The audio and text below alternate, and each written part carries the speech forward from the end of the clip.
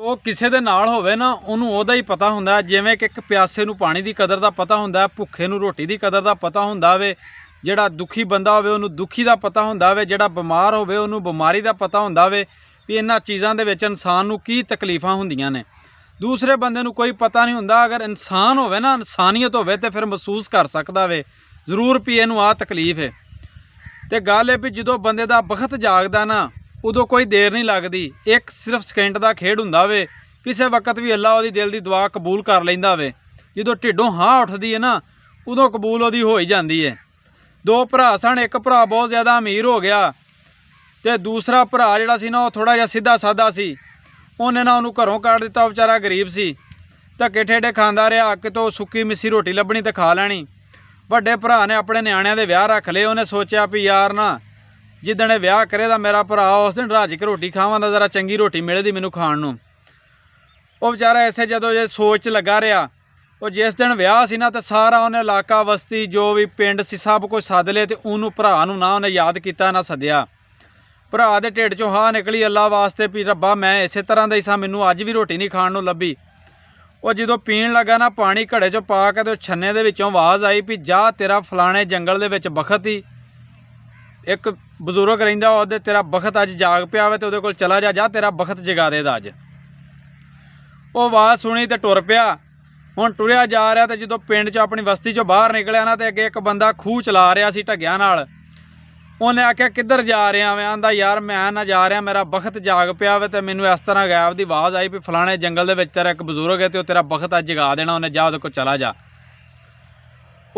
ਉਹਨੇ ਆਖਿਆ ਵੀ ਯਾਰ ਤੂੰ ਜਾ ਤੇ ਆਪਣੇ ਲਈ ਰਿਹਾ ਤੇ ਜਦੋਂ ਉੱਥੇ ਗਿਆ ਨਾ ਤੇ ਮੇਰਾ ਵੀ ਪੁੱਛੀ, ਮੈਂ ਬੜੀ ਮਿਹਨਤ ਕਰਨਾ ਵਾ ਤੇ ਮੇਰੀ ਨਾ ਫਿਰ ਵੀ ਪੂਰੀ ਨਹੀਂ ਪੈਂਦੀ ਤੇ ਪੁੱਛੀ ਵੀ ਮੇਰੀ ਕਿਉਂ ਨਹੀਂ ਪੂਰੀ ਪੈਂਦੀ। ਉਹਨੇ ਆਖਿਆ ਚਲੋ ਠੀਕ ਹੈ। ਅੱਗੇ ਆਇਆ ਤੇ ਅੱਗੇ ਦਰਿਆ ਸੀ। ਦਰਿਆ ਜਦੋਂ ਲੰਘਣ ਲੱਗਾ ਨਾ ਤੇ ਉੱਥੇ ਸੰਸਾਰ ਹੋਵੇ ਇੱਕ। ਸੰਸਾਰ ਨੇ ਕਿਹਾ ਕਿੱਧਰ ਜਵਾਨਾ ਤੈਨੂੰ ਪਤਾ ਨਹੀਂ ਮੈਂ ਬੰਦਾ ਖਾ ਜਾਨੀ ਆ? ਉਹਨੇ ਆਖਿਆ ਮੈਨੂੰ ਇਸ ਗੱਲ ਦਾ ਨਹੀਂ ਸੀ ਪਤਾ ਵੀ ਬੰਦਾ ਖਾ ਜਾਣੀ ਹੈ, ਮੈਨੂੰ ਤੇ ਇਸ ਤਰ੍ਹਾਂ ਕਿਸੇ ਨੇ ਆਖਿਆ ਜਾ ਤੇਰਾ ਬਖਤ ਜਾਗੇ ਫਲਾਣੇ ਜੰਗਲ ਚਲਾ ਜਾ। ਸੰਸਾਰ ਨੇ ਆਖਿਆ ਠੀਕ ਹੈ ਚੱਲ ਤੇਰੀ ਗੱਲ ਤੇ ਮੈਂ ਅਮਲ ਕਰ ਲੈਂਦੀ ਹਾਂ, ਫਿਰ ਮੇਰਾ ਵੀ ਇੱਕ ਸਵਾਲ ਉੱਥੇ ਕਰੀ। ਉਹ ਬੰਦੇ ਨੇ ਪੁੱਛਿਆ ਦੱਸ। ਉਹਨੇ ਕਿਹਾ ਵੀ ਮੈਂ ਜਦੋਂ ਪਾਣੀ 'ਚ ਹੋਵਾਂ ਤਾਂ ਵੀ ਮੇਰਾ ਸੀਨਾ ਸੜਦਾ, ਮੈਂ ਬਾਹਰ ਹੋਵਾਂ ਤੇ ਤਾਂ ਵੀ ਮੇਰਾ ਸੀਨਾ ਸੜਦਾ। ਉਹਨੇ ਆਖਿਆ ਜ਼ਰੂਰ ਪੁੱਛਾਂ ਦਾ, ਪਰ ਜੇ ਮੈਂ ਦਰਿਆ ਲੰਘ ਗਿਆ। ਸੰਸਾਰ ਨੇ ਆਖਿਆ ਤੂੰ ਮੇਰੀ ਕੰਢ ਤੇ ਬਹਿ। ਕੰਢ ਤੇ ਬਹਾਇਆ ਤੇ ਉਹਨੇ ਨਾ ਦਰਿਆ ਟਪਾ ਤਾ। ਅਜੇ ਦਰਿਆ ਟੱਪਿਆ ਤੇ ਅਗਲੇ ਪਾਸੋਂ ਨਾ ਘੋੜੀਆਂ ਬਹੁਤ ਜ਼ਿਆਦਾ ਨੱਸੀਆਂ। ਹੁਣ ਉਹ ਘੋੜੀਆਂ ਨਾਲ ਬੰਦਾ ਵਹਿੰਦੀਆਂ ਹਨ ਤੇ ਬੰਦਾ ਖਾ ਜਾਂਦੀਆਂ ਹਨ। ਉਹ ਹੁਣ ਜਦੋਂ ਨੱਸੀਆਂ ਨਾ ਬੰਦਾ ਖਾਣ ਵਾਸਤੇ ਤੇ ਪਿੱਛੋਂ ਉਹਨਾਂ ਦੀ ਸਰਦਾਰ ਨੇ ਆਵਾਜ਼ ਮਾਰੀ। ਉਹਨੇ ਕਿਹਾ ਹਾਂ ਖਲੋ ਜਾਓ ਇੱਕ ਮਿੰਟ ਮੈਨੂੰ ਆ ਲੈਣ ਦਿਓ। ਉਹ ਘੋੜੀ ਆਈ। ਉਹਨੇ ਕਿਹਾ ਤੈਨੂੰ ਨਹੀਂ ਸੀ ਪਤਾ ਵੀ ਇੱਧਰ ਜਿਹੜਾ ਵੀ ਬੰਦਾ ਹੈ ਅਸੀਂ ਉਹਨੂੰ ਖਾ ਜਾਣੀਆਂ ਤੇ ਤੂੰ ਕਿੱਧਰ ਕੀ ਲੈਣ ਆ ਗਿਆ? ਉਹਨੇ ਕਿਹਾ ਮੈਂ ਗਾਂਹ ਜਾ ਰਿਹਾ ਵਾਂ ਅੱਗੇ ਫਲਾਣੀ ਜਗ੍ਹਾ ਤੇ ਇੱਕ ਬਜ਼ੁਰਗ ਹੈ ਤੇ ਉੱਥੇ ਕਿਸੇ ਨੇ ਆਖਿਆ ਤੇਰਾ ਬਖਤ ਜਾਗਿਆ, ਜਾ ਕੇ ਆਪਣਾ ਬਖਤ ਵੇਖ ਲੈ ਜਾ ਕੇ।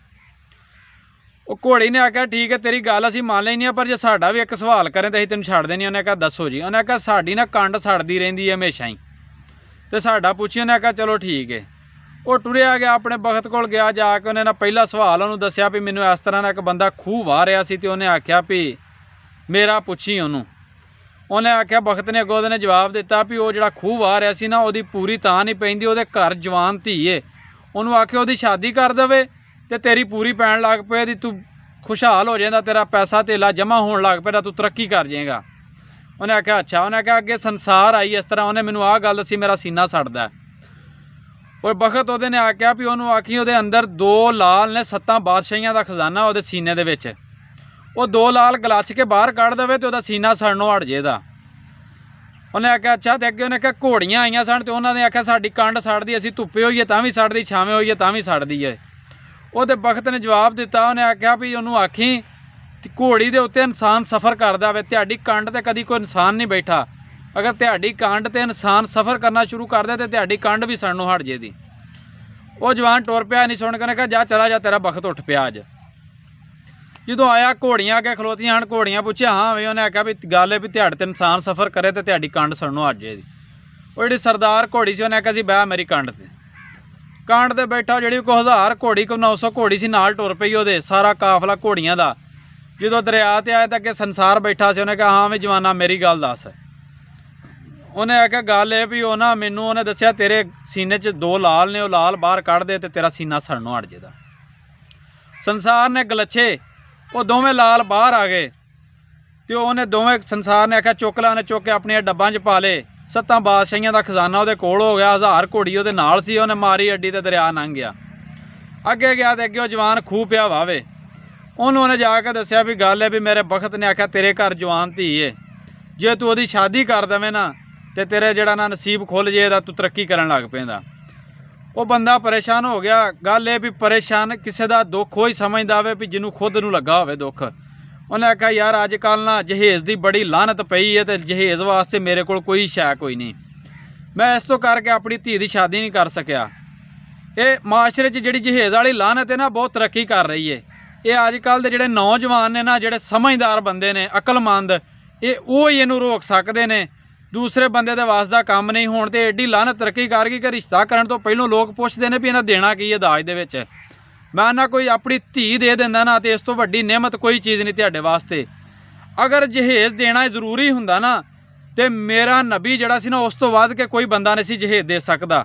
ਮੇਰੇ ਨਬੀ ਨੇ ਆਪਣੀ ਧੀ ਨੂੰ ਸਿਰਫ ਇੱਕ ਜਾ ਨਮਾਜ਼ ਤੇ ਲੋਟਾ, ਜ਼ਰੂਰੀਆਤੀ ਜ਼ਿੰਦਗੀ ਦੀਆਂ ਚੰਦ ਚੀਜ਼ਾਂ ਦਿੱਤੀਆਂ ਸਨ। ਸਿਰਫ ਦਿੱਤੀਆਂ ਕਿਉਂ ਸਨ ਕਿ ਮੇਰੀ ਆਉਣ ਵਾਲੇ ਵਕਤ ਦੇ ਵਿੱਚ ਮੇਰੀ ਉਮਤ ਔਖੀ ਨਾ ਹੋਵੇ। ਇਹ ਨਾ ਸੋਚਣ ਵੀ ਯਾਰ ਇਹ ਦੇਣਾ ਜ਼ਰੂਰੀ ਏ।